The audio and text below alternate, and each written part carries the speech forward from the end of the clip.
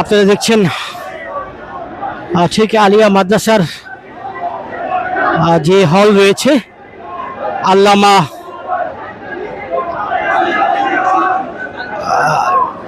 কাশগড়ি হল, সেই হলে কিন্তু হলের সামনে কিন্তু একটি গেট কিন্তু দুটি গেটই কিন্তু ছুটিয়ে নিয়েছে বিএনপি সমর্থকরা যারা রয়েছেন তারা কিন্তু এই গেটের সামনে কিন্তু অবস্থান করছেন। আপনারা দেখছেন আমরা দেখতে পাচ্ছি যুবদল নেতা নয়ন কিন্তু এখানে দাঁড়িয়েছে স্পিচ দেওয়ার জন্য। আসলে সে কি বলে সেটি আমরা দেখানোর চেষ্টা করব।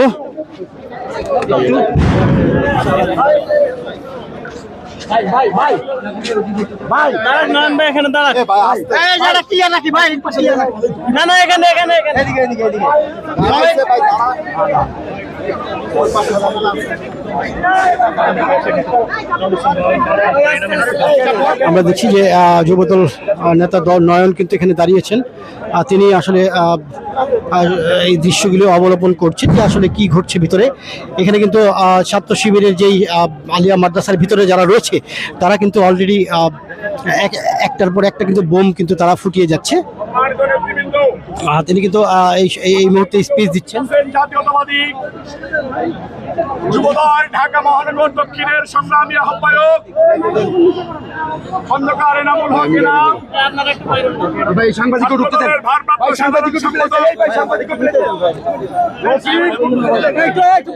ছাত্রদলের দক্ষিণের সভাপতি শামীম মাহমুদ এখানে উপস্থিত ছিলেন, আহত হয়েছেন। আমাদের মাঝে উপস্থিত আছেন ঢাকা মহানগর দক্ষিণ যুবদলের সিনিয়র যুগ্ম আহ্বায়ক এম এ গাফফার, যুগ্ম আহ্বায়ক শফিকুল আলম নাদিম, যুগ্ম আহ্বায়ক ফয়সাল রাজ সৈকত পণ্ডিত, যুগ্ম আহ্বায়ক সারা করিম লাকি, লালবাগ থানা বিএনপির সংগ্রামী সাধারণ সম্পাদক আহ্বায়ক আমিনুর রহমান আমিনুল ইসলাম।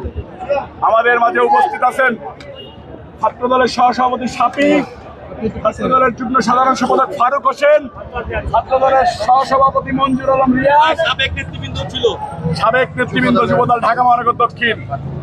এইখানে উপস্থিত আছেন যুগ্ম সাধারণ সম্পাদক ইব্রাহিম খলিল, সম্মানিত নেতৃবৃন্দ। আমরা এখানে উপস্থিত হয়েছি কি জন্য? এইখানকার জামাতের সন্ত্রাসী এমপি প্রার্থী যার নেতৃত্বে এইখানে বহিরাগতদেরকে নিয়ে তার সন্তানকে নিয়ে হামলা করা হয়েছে, সাধারণ ছাত্রদের উপরে হামলা করা হয়েছে, আলিয়া মাদ্রাসায় হামলা করা হয়েছে, আলিয়া মাদ্রাসার জায়গা দখল করা নিয়ে আমরা যখন সাধারণ জনগণ জানতে পেরেছি ঢাকা মহানগর দক্ষিণ যুবদলের সংগ্রামী আহ্বায়ক খন্দকার এনামুল হক এনাম সবসময় রাজপথে অগ্রণী ভূমিকা পালন করেছেন জনগণের পক্ষে, দেশের পক্ষে, দেশের স্বাধীনতা সার্বভৌমত্বের পক্ষে।